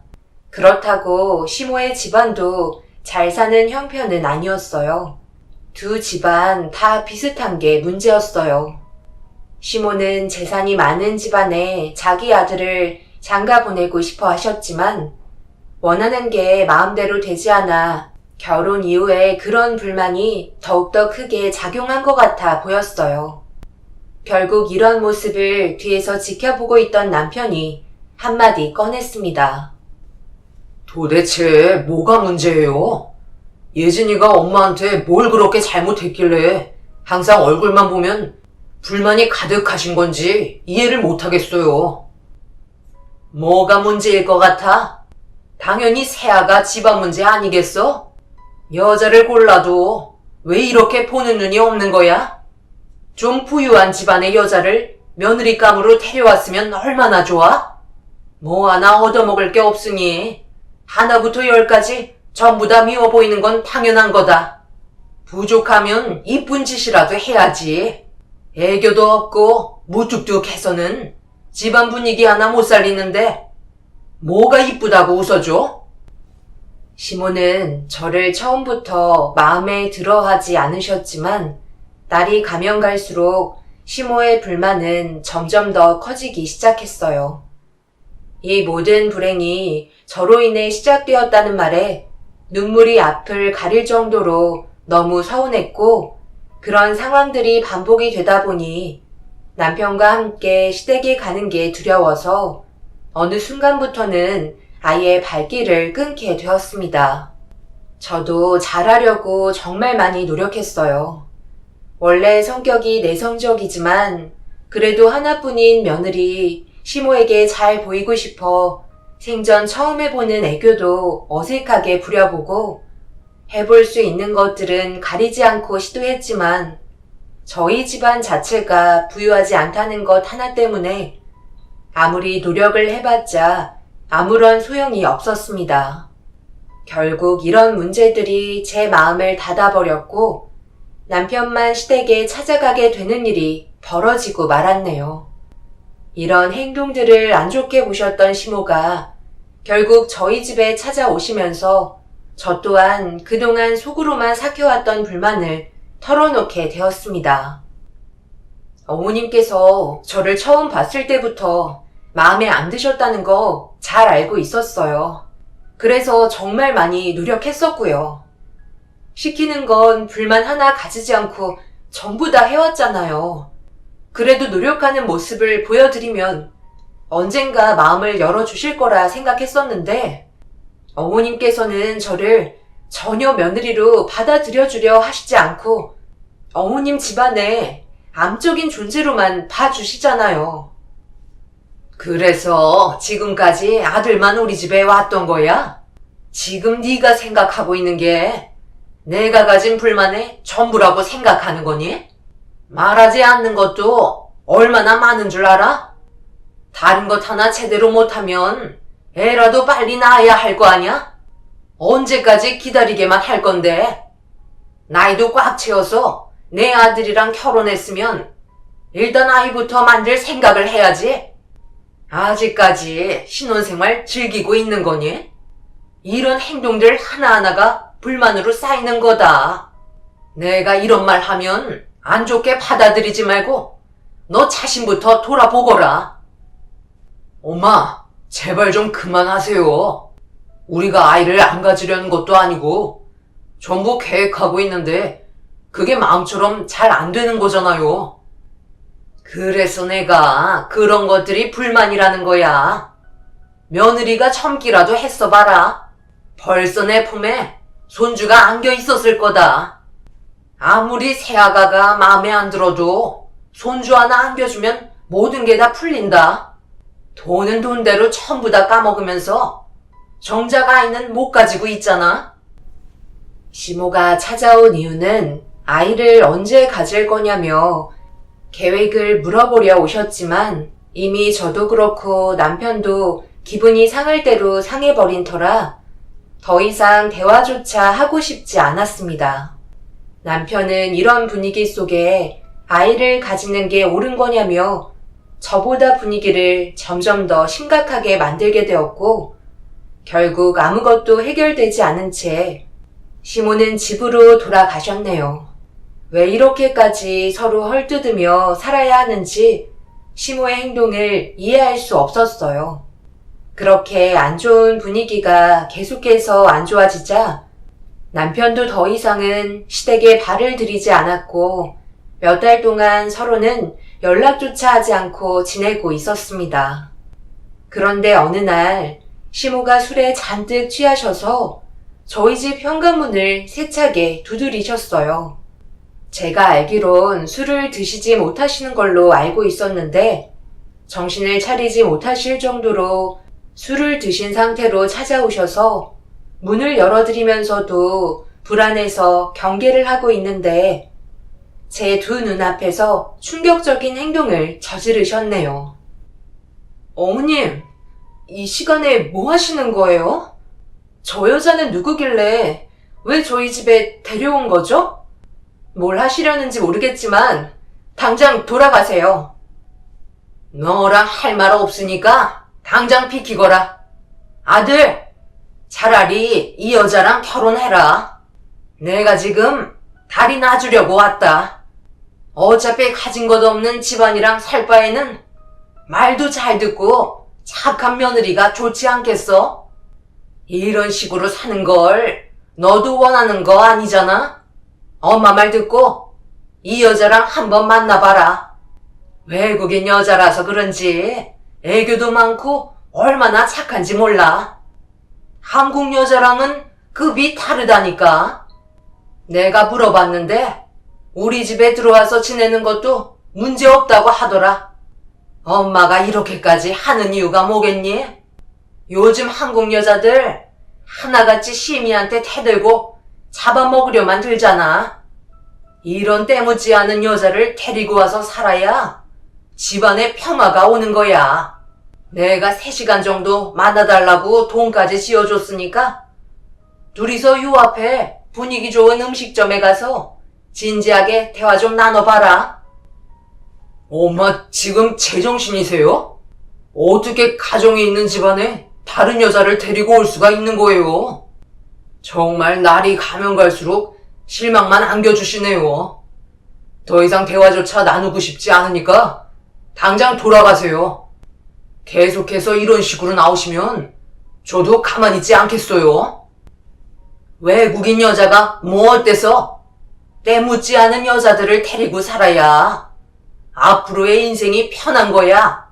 왜 그걸 몰라? 어머님, 술 많이 드신 것 같으시니까 오늘은 이만 돌아가 주세요. 다음에 맨정신으로 다시 대화하는 게 좋을 것 같아요. 제 말이 끝나는 순간 시모는 갑자기 제 옷깃을 잡으시더니 밖으로 내쫓으셨고 옆에 있던 외국인 여자를 저희 집으로 밀어 넣으셨어요. 그리곤 현관문을 닫으신 다음 남편과 그 여자가 둘이 대화할 수 있게 시간을 주라며 현관문을 잠그셨습니다. 집 안에서는 남편이 언성을 높이며 화를 내기 시작했고 저 또한 너무 어이가 없어서 멍하니 현관문을 바라만 보고 있었네요. 결국 남편은 힘으로 시모를 밀쳤는지 강제로 문을 연 다음 외국인 여자와 시모를 밖으로 내보내고 제 손을 잡은 뒤 집으로 데리고 들어왔습니다. 결국 밖에서도 난리를 치며 소동을 멈추지 않던 시모는 이 소식을 듣고 달려오신 시부에 의해 상황이 정리될 수 있었네요. 그날 갑작스럽게 일어난 시모의 충격적인 행동 때문에 너무 놀란 저는 한참 동안 눈물을 흘리게 되었고 다음날 남편이 시댁에 찾아가려 하길래 저희가 똑같이 대응하는 게 더 안 좋은 상황만 만들 뿐이라며 남편을 진정시킨 뒤 한동안 연락조차 하지 않았어요. 시부와는 중간중간 전화 통화를 하면서 시모의 행동을 살폈는데 술을 드시고 난리를 치셨던 걸 기억하시는지 집에서 조용히 지내고 계시다는 말을 전해드릴 수 있었습니다. 며느리가 마음에 들지 않다고 이런 식으로 행동하실 거라곤 전혀 예상하지 못했어요. 이럴 거면 왜 결혼을 허락하셨는지 이해할 수 없었어요. 남편이 저를 많이 사랑하고 있어서 어쩔 수 없이 허락을 해주신 걸로 밖에 안 보였죠. 그래도 시간이 지나면 제가 얼마나 노력하고 있는지 알아주실 거라 생각했었는데 그건 전부 다 제 착각이었다는 걸 시모가 술을 드시고 난리 치셨을 때 확실하게 알 수 있었습니다. 그날 이후 저도 더 이상은 아무런 노력도 하고 싶지 않았어요. 그렇게 서로의 분위기가 어느 정도 가라앉을 만큼의 시간이 흐른 뒤 시부에게 전화가 왔어요. 세아가 요즘 어떻게 지내고 있니? 어느 정도 진정이 좀 됐으면 잠깐 얼굴 좀 볼 수 있을까? 괜찮으면 이번 주 주말에 내려오면 좋을 것 같은데 큰 문제는 없을 테니까 일단 와서 대화 좀 하면 어떻겠니? 지금 상황이 별로 좋지 않거든. 아버님께서 무슨 말씀 하시는지 충분히 이해는 하겠는데요. 하지만 어머님께서 워낙 돌발 행동을 많이 하셔서 솔직히 좀 두려워요. 그래, 세아가가 무슨 마음인지 충분히 이해한다. 그런데 얼마 전에 병원에 다녀왔거든. 일단 와서 얘기하는 게 좋을 것 같구나. 시부는 시모가 몸이 이상하다는 말에 병원에 다녀왔는데 결과가 좋지 않아 상당히 우울해하고 계시다며 서둘러 와주길 바라셨어요. 이런 상황을 옆에서 듣고 있던 남편은 한숨을 쉬었고 저희는 시모의 건강 상태에 문제가 생기셨다는 말에 어쩔 수 없이 주말에 시댁으로 향하게 되었습니다. 거진 6개월 만에 시댁에 가는 거라 저희를 보시고 반겨주시는 시부의 따뜻함이 어색하게만 느껴졌습니다.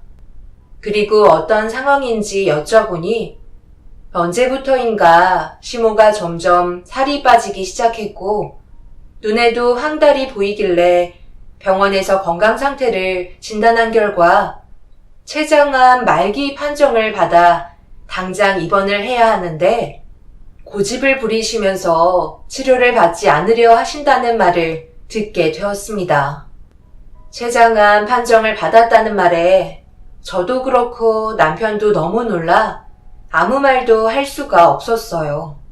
분명 6개월 전까지만 해도 엄청 건강하셨던 시모가 갑자기 문제가 생기셨다는 거에 그동안 쌓였던 불만들은 금세 사그라들었고 서둘러 치료를 받으셔야 할 것 같아 남편과 함께 시모가 누워 계신 방문을 두드린 다음 조심스럽게 들어갔어요. 이미 저희가 온 걸 알고 계셨던 시모는 등을 돌리고 계셨고 남편이 먼저 시모에게 말을 붙였지만 아무런 반응도 하지 않으셨네요. 한참 동안 시모의 마음이 열릴 때까지 곁을 지키며 저도 그렇고 남편도 몇 번이나 대화를 시도했어요. 하지만 이미 췌장암 판정을 받으신 충격 때문이신지 저희 얼굴을 보려고 하지 않으셨습니다. 첫날은 어쩔 수 없이 다시 집으로 돌아갔고 그날 이후부터 계속해서 시모의 마음을 열기 위해 저희는 매일 퇴근하고 시댁으로 향했어요. 그렇게 계속해서 노력하는 모습을 보이니 시모도 어느 정도 마음을 열게 되셨고 조금씩 대화를 시도할 수 있었습니다. 엄마, 이제 그만 고집 부리시고요. 병원에서 항암 치료 받으세요. 계속 이렇게 늦어지면 안 좋은 결과만 가져온다고요. 이 나이 먹고 살아보겠다고 병원에서 발버둥 치면 그게 더 추한 거야. 나는 기적을 바라고 싶지 않다. 그건 어머님만 생각하시는 거잖아요. 이랑 아버님도 생각하셔야죠. 요즘 의료시설이 좋아져서 분명 좋은 결과 올 수 있어요. 너는 내가 살길 바라니? 그동안 얼마나 모질게 굴었는데 차라리 눈앞에서 사라지는 게 너한테는 좋은 거 아니야? 무슨 말씀을 그렇게 하세요? 전혀 그렇게 생각하지 않으니까 서둘러 입원 절차 밟으세요. 저도 어머님이랑 하고 싶은 것들이 얼마나 많은데요. 입에 침은 바르고 얘기하는 거지? 나 아프다고 지금 동정하는 거니? 이런다고 내가 너한테 마음을 열 것 같아? 시모는 몸도 좋지 않으시면서 성격은 예전과 똑같으셨어요. 절대 병원에 가지 않겠다며 고집을 꺾지 않으시는데 상당히 애를 먹었고 며칠 동안 힘겹게 설득을 시킨 뒤에야 겨우 병원에 입원하겠다는 말을 들을 수 있었습니다. 저는 시댁에서 왕래를 하는 동안 몸이 좋지 않으신 시모를 대신해 집안일은 전부 다 하게 되었고 그걸 당연시 생각하셨던 시모는 꽤 많은 것들을 점점 더 많이 요구하셨어요. 하필 병원에 자리가 없어 며칠의 시간이 더 필요했는데 그 시간이 저에게는 너무나도 힘든 날들이었네요. 그렇게 병원에 입원하시기 바로 전날 언제 다시 시모가 집으로 돌아오실지 몰라 최대한 많이 집안일을 하며 할 수 있는 것들을 처리해 나가는데 시모께서 한동안 꺼내지 않아 묵혀두었던 그릇도 설거지를 해야 할 것 같다고 꽤 많은 양을 싱크대에 올려두셨어요. 좀 당황하긴 했지만 언제 또 시댁에 올지 몰라 묵묵히 시모가 주신 식기들을 설거지하고 있는데 갑자기 소리를 치시며 달려오시더니 난리를 치셨고 너무 놀라 아무것도 하지 않고 멈춰서 시모를 바라보고 있는데 갑자기 싱크대 안에 차있던 개순물을 저에게 퍼부으시며 화를 내기 시작하셨어요. 너무 갑작스러운 시모의 행동에 저는 너무 놀라 비명을 지르며 시모에게 소리를 질렀어요. 그러자 저를 보며 하시는 말이 더 어이가 없어 화를 내고 말았습니다. 어머님, 이게 뭐 하시는 거예요? 제가 잘못한 게 있으면 말로 하시면 되는 걸 왜 설거지하는 물을 제 머리 위로 부으시는 거예요? 너 이게 얼마짜리인지 아니? 다른 식기들이랑 다르게 생겼으면 일단 먼저 물어봐야 하는 거 아니니? 내가 결혼 30주년 때 프랑스에서 직접 사온 명품 식기들을 수세미로 팍팍 닦고 있으면 내가 화가 안 나겠어? 물어보는 게 그렇게 힘든 것도 아닌데 무작정 수세미로 들이대면 어쩌자는 거야? 너 때문에 여기 있는 식기들 전부 다 흠집 났잖아. 도대체가 잘하는 게 하나도 없어. 그렇다고 제 머리 위로 설거지하던 물을 부으시는 행동은 어른으로서 잘하신 건가요? 어떻게 된 게 어머님은 하나도 변하려 하지 않으세요? 저는 그래도 최대한 노력하고 있는데 왜 그런 제 마음을 알아주지 않으시는 거예요? 내가 몸이 안 좋으면 내 마음도 편해야 되는 거니? 지금 누가 잘못했는데 어디서 큰 소리야? 당장 내 눈앞에서 사라져! 정말 너무하시네요. 네, 알겠어요. 두 번 다시 어머님 얼굴 뵐 일 없을 거고요. 병원에도 찾아가지 않을 거예요. 시모는 아끼던 식기류들이 흠집이 난 것 때문에 흥분을 가라앉히지 못하셨고 제 앞으로 달려오시더니 사정없이 몸을 밀치셨어요. 온몸에 개순물을 뒤집어 쓴 상태라 발까지 젖어 있어 시모가 저를 밀치는 동시에 중심을 잡지 못하고 미끄러지면서 식기류들을 손으로 쳐내었고 넘어짐과 동시에 바닥으로 떨어지면서 깨진 접시들이 제 등에 상처를 내고 말았습니다. 엄청난 고통과 함께 비명을 질렀고 남편과 시부는 밖에서 잠시 볼일을 보고 들어왔다가 충격적인 광경을 목격하게 되면서 급하게 주방으로 달려왔고 시부는 시모에게 소리를 치며 어떻게 된 거냐고 물어본 순간 제 등에 절상 흔적이 드러나자 그동안 시모의 췌장암 때문에 정신없어 말하지 못하고 잊고 있었던 제 몸 상태에 대해 알려준 순간 경악을 하고 말았습니다. 엄마 지금 이게 뭐 하는 짓이에요?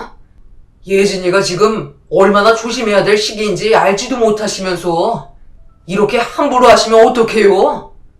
엄마가 그토록 바라고 계시던 아이가 예진이 뱃속에 있다고요. 췌장암 판정 받으셔서 워낙 정신이 없다 보니까 말씀드린다는 걸 잠시 잊고 있었는데 이런 상황을 만드세요? 예진이 잘못되면 알아서 하세요. 아버지, 일단 서둘러 응급실로 가야 할 것 같아요. 시모는 남편의 한마디에 그 자리에 털썩 주저앉으셨고 제 배를 바라보고 계셨습니다. 문제는 극도의 스트레스를 받아서 그런지 아랫배에 통증이 오기 시작했고 제가 고통스러워하자 남편은 불안해하며 저를 부축한 뒤 시부의 차에 태웠습니다. 병원으로 향하는 동안에도 아랫배의 통증은 점점 더 심해지고 있었고 결국 다리 사이로 혈흔이 보이기 시작했는데 서둘러 병원에 도착해 검사를 받았지만 저희가 간절히 바랬던 아이를 떠나보내야 하는 불행을 맞이하게 되었습니다. 임신 초기인 상태에서 최대한 안정을 취해야 했던 시점에 시모에게 받았던 충격적인 행동들 때문에 돌이킬 수 없는 결과를 가져오고야 말았고, 양가 집안은 난리가 나고 말았습니다. 뒤늦게 병원에 도착한 시모는 병실에 누워있는 저에게 천천히 다가와 미안하다며 저를 덥석 안더니 통곡을 하셨지만 이미 뱃속의 아이는 저와 작별을 한 상황이라 시모를 강하게 뿌리쳤습니다. 그리고 제 옆을 지켜주셨던 엄마는 시모에게 다가가 얼굴에 손을 사정없이 올려붙이시며 밀치시더니 절대 용서하지 않겠다며 난리를 치셨습니다. 이런 상황에 남편도 그렇고 시부도 저희 엄마를 말리지 않으셨어요. 시모가 저에게 했던 행동은 용서받을 수 없다는 걸 모두가 알고 있었습니다. 결국 제 앞에 무릎을 꿇으셨고 손이 발이 되도록 빌으셨지만 달라지는 건 아무것도 없었네요. 저는 등에 상처가 깊어 수무려 바늘을 꿰매야 했죠. 그날 이후부터 모든 게 달라지신 시모는 매일 병실에 찾아오셨고 제가 용서를 해줄 때까지 옆을 지키고 계셨습니다. 하지만 이미 많은 상처를 받은 상태라 시모에게 마음을 열 수가 없었네요. 결국 이런 안 좋은 상황 속에 췌장암으로 입원을 하지 못하신 시모의 건강 상태는 점점 더 악화만 되어갔고 어느 날 쓰러지셨다는 소식을 남편을 통해 듣고 말았습니다. 그때 당시 저는 병원에서 퇴원을 하고 집에서 안정을 취하고 있던 시기라 시모가 쓰러지셨다는 말을 들었을 때 상당히 혼란스러웠어요. 제 등에 남아있던 절상 흔적과 세상을 떠나보낸 뱃속의 아이를 생각하면 병원에 누워 계신 시모의 얼굴을 보고 싶지 않았습니다. 그렇게 한참 동안 병원을 찾아가지 않다가 며칠 전에 어쩔 수 없이 시모의 얼굴을 보게 되었어요. 정말 미안하다. 내가 무슨 말을 할 수 있겠니? 그동안 너에게 했던 행동들은 전부 다 용서받지 못할 일들인데 내가 얼마나 믿고 원망스러운지 잘 알고 있단다. 하지만 나에게 주어진 시간이 많지 않다는 걸 알기 때문에 용서받고 싶었어. 그래봤자 달라지는 건 아무것도 없어요. 제가 받은 상처들은 평생을 괴롭힐 거라고요. 이제 와서 저한테 미안하다고 하셔봤자 그게 무슨 소용이에요? 어머님은 이제 시간도 많지 않으시잖아요. 떠나시면 끝이지만 저는 아직도 마음의 상처를 회복하지 못했다고요. 그래, 내가 전부 다 잘못했다. 평생 동안 너에게 용서를 빌며 살아야 하는데 상황이 이런 걸 어쩌겠니? 내가 아무리 밉더라도 떠나는 길 편히 눈 감을 수 있게 나를 용서해주면 안 되겠니? 이대로 그냥 눈 감게 되면 편히 떠날 수 없을 것 같아서 그런다. 시모는 끝까지 이기적이셨어요. 떠나는 길 편하게 눈 감으시겠다고 용서를 받아달라는 그 말이 저는 너무 듣기 싫었습니다. 결국 시모를 용서해 드리겠다는 말을 하지 못하고 병실에서 나오고 말았네요. 저한테 했던 행동들을 생각하면 시모를 마음 편하게 보내드리고 싶지 않았습니다. 그런데 제 마음이 계속 이상하고 불편해요. 왜 이러는지 모르겠어요. 저에게 막대하고 온갖 상처를 다 주셨는데 병실에 쓰러져 계신 모습을 보며 통쾌해야 하는데 왜 이렇게 마음이 안 좋은 걸까요? 지금 제 마음이 너무 혼란스럽습니다. 어찌됐든 시모는 곧 세상을 떠나시게 되겠지만 제 마음의 찝찝함을 어떻게 털어내야 할지 모르겠어요. 여러분들께서는 시모의 용서를 받아줘야 한다고 생각하시나요? 하루하루 너무 괴롭네요. 제 사연을 들어주신 분들의 현명한 답변 기다리도록 하겠습니다. 감사합니다.